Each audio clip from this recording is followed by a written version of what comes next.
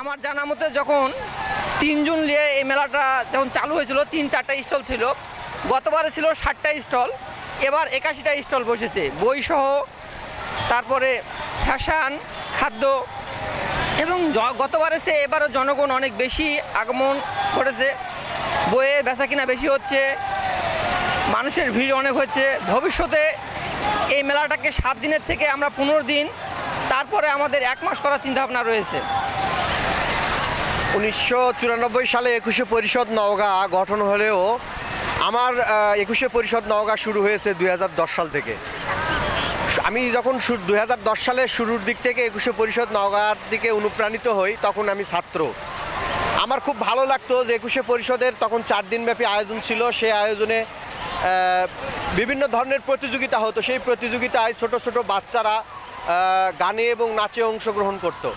সেই বিষয়টাকে আমাকে খুব ভালো লাগতো এবং এক বড় ভাইয়ের মাধ্যম দিয়ে আমি এই জায়গাতে তখন ভর্তি হই। তারপরে এত বেশি আপন হয়ে পড়ি যে আসলে তার মায়া এখনও পর্যন্ত আমি ভিতরে লালন করি, ছাড়তে পারি না। 21শে পরিষদে তার পরিধি বৃদ্ধি হয়েছে। সেই 4 দিনের মেলা আজকে 7 দিনব্যাপী বইমেলাতে পরিণত হয়েছে। আগামীতে হয়তো এই মেলা আরও মাসব্যাপী হবে এই প্রত্যাশা করছি। আসলে আপাতত মাত্র আসছি, তো বই দেখার সুযোগ পাই নাই। সো বই দেখলাম এবং বই কিনবো। অবশ্যই আমাদের হুমায়ুন আহমেদ স্যারের বই, তারপর হচ্ছে নিমাই ভট্টাচার্য, সত্যজিৎ রায়, এদের বই খুব ভালো লাগে।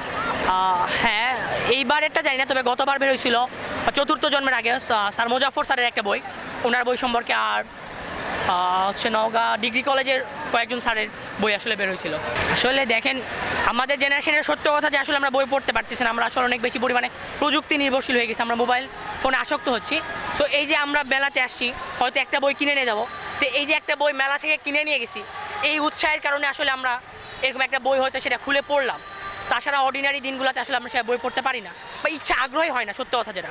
তো এরকম মেলা যদি বছরে মনে করেন একটা হচ্ছে, 6 মাসিক একটা মেলা হলো ছোট করে, সেক্ষেত্রে দেখা যেত যে আসলে এই উৎসাহে আমরা আসলে আরও একটু বেশি বই পড়ার সুযোগ পাতাম, আমাদের এই জেনারেশনটা বিশেষ করে। এখন প্রতিনিয়তই কিন্তু স্থানীয় লেখক যারা রয়েছে তাদের বই প্রকাশ করার একটা প্ল্যাটফর্ম কিন্তু তৈরি হয়েছে 21শে পরিষদ নওগাঁর মঞ্চ। সেই জায়গা থেকে প্রতি বছর এই মেলাতে প্রতিদিনই 2-4টা করে লেখক তাদের বই প্রকাশ করছে এবং সেই বইয়ের মোড়ক উন্মোচন কিন্তু এই মঞ্চে হচ্ছে। তো আগামীতে এই মেলার পরিধি বাড়বে এবং ঢাকার পরে আসলে উত্তরবঙ্গে এত বড় বইমেলা কোথাও হয় বলে আমার কিন্তু জানা নেই। এই মেলার উত্তরোত্তর সাফল্য এবং মঙ্গল কামনা করছি।